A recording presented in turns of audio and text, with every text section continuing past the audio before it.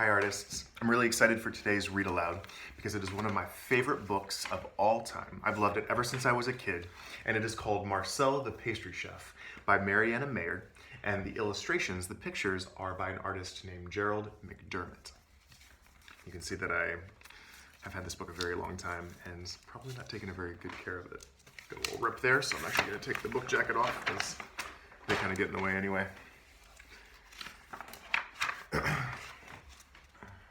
So it looks like we're starting with Grandma Hippopotamus telling some baby hippopotamus a story about, I think, this chef right here. Uncle Marcel became famous thanks to his wonderful cream puffs. It all happened when he was young. He worked in the king's kitchen cleaning pots all day long, but what he wanted most in the world was to bake delicious pastries. Pastries are kind of like desserts. The king's cook would not hear of it. "Who ever heard of a hippopotamus baking pastry? You must clean the pots," said the cook, scowling at poor Marcel. And you can see him just washing all this stack of pots. He does not look very happy. From early morning till late at night, Marcel worked at the sink cleaning pot after pot. But when everyone else was fast asleep, Marcel would creep quietly back to the kitchen and practice his pastry making. He made eclairs, Napoleons, and flaky butter rolls with chocolate inside. Then, of course, he would have to eat them all so that the cook would not find out. So you can see he is cooking over here with this wood-fired oven. He has a long-handled sort of like spatula that he can put the desserts in the oven with. And he has this whole table full of delicious looking pastries, and he's gonna have to eat them all so the chef doesn't find out that he's been baking on his own. After hours and hours of long practice, Marcel became the best pastry chef in the land, but no one knew it.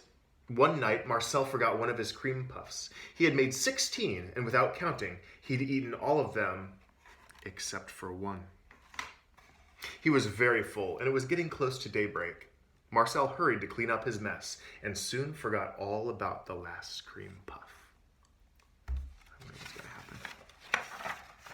That night, the king tossed and turned in his royal bed. He could not sleep, and he seemed to sniff sweet baking smells that made him very hungry indeed. At last, he could stand it no longer. He got up out of bed and put on his royal slippers and his royal bathrobe. He tiptoed down to the kitchen to get something to eat. Down in the kitchen, Marcel heard someone coming and, thinking it must be the cook, he rushed away to his own room. He had not time to make a final check of the kitchen for stray crumbs or cream puffs. You can see the king smelling that delicious smell, and he's going to go all the way down the stairs. And you can see Marcel hurrying away. When the king came in, he saw a lovely cream puff sitting all alone on the table. "Now, why didn't the cook give me this cream puff if he knows how to make them?" wondered the king. Maybe the queen won't let him for fear that I'll grow too fat." "Nonsense," he said, biting into the cream puff with joy. "I never would have thought that the cook could bake so well," said the king with his mouth full of cream. My, this is uncommonly good. And to think that the cook said he didn't bake. Well, this shall be our little secret." The king ate every bit, wiped his mouth, tiptoed back to his royal bed, and went straight to sleep. Meanwhile, Marcel sat in his bed with the covers up over his head. Suddenly, he remembered the last cream puff. He crept back down to the kitchen only to discover that the cream puff was gone. Marcel didn't sleep a wink that night. You can see that he's scared. He thinks he's going to get caught by the chef. He was very worried the next morning when he saw the cook.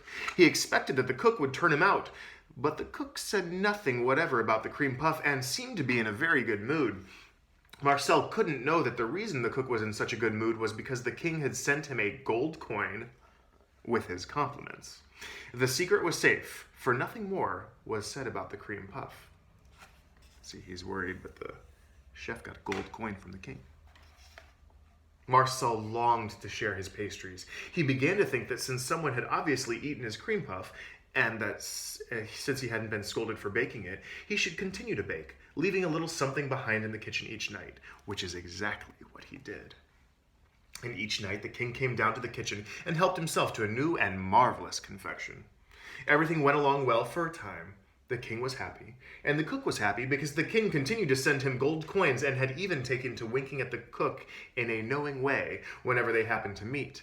But all good things eventually come to an end, even if they just lead to other good things.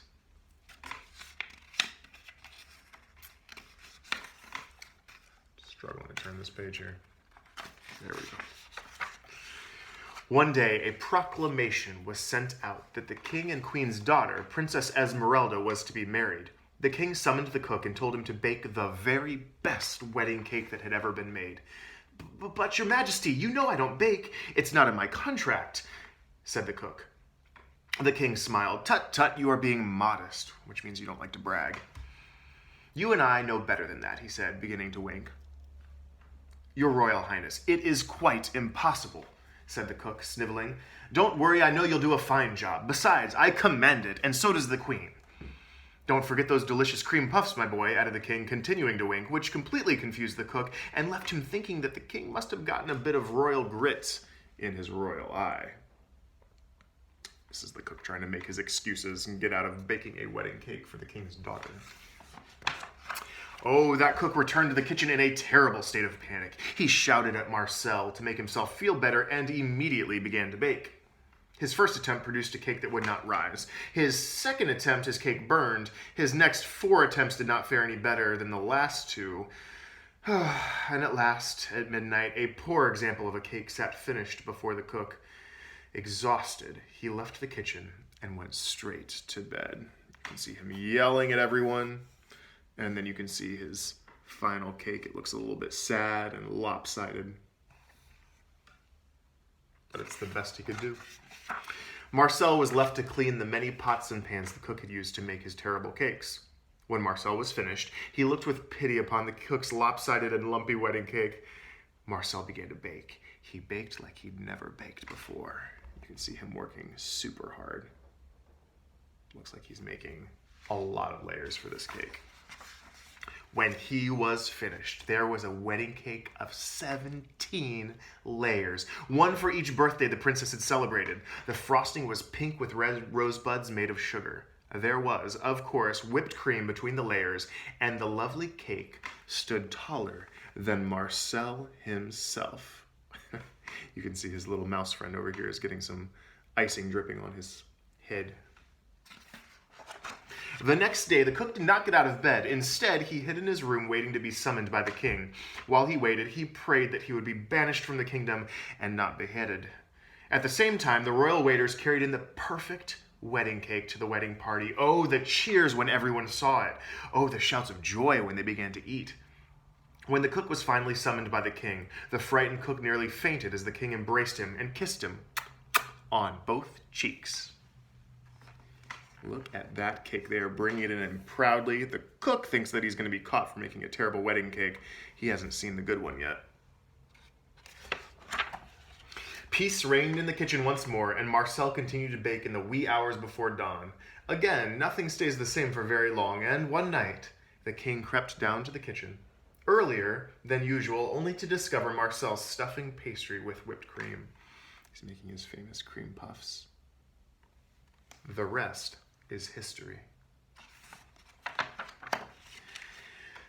Marcel could not deny he was responsible for all the wonderful pastries the king had come to love. The cook was given the task of washing pots, and Marcel was elevated to the position of the king's royal pastry chef.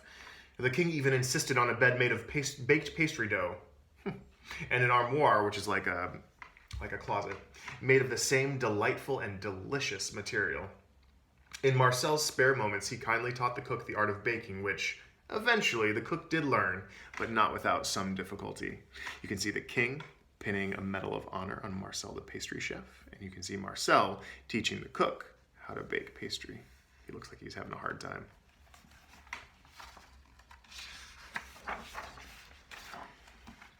When Marcel retired, he opened his own pastry shop. People came from everywhere to buy Marcel's baked goods. In time, of course, Uncle Marcel was called out of retirement to rescue the domain. But that's another story. The end. I hope you liked this story. Like I said, it's one of my favorites. And in the next video, I'm going to be showing you how to draw a hippopotamus, like Marcel. And we're going to be making our own story about how Marcel saves the kingdom. Because this author, Marianna Mayer, she never wrote the next story about how Marcel saved the kingdom. So we're going to come up with it ourselves. And I'll probably teach you a bonus lesson of how to draw a 17-layered cake, because that looked really delicious. And I think it would be really fun to draw. So thank you for reading along with me today, and I'll see you soon. Bye.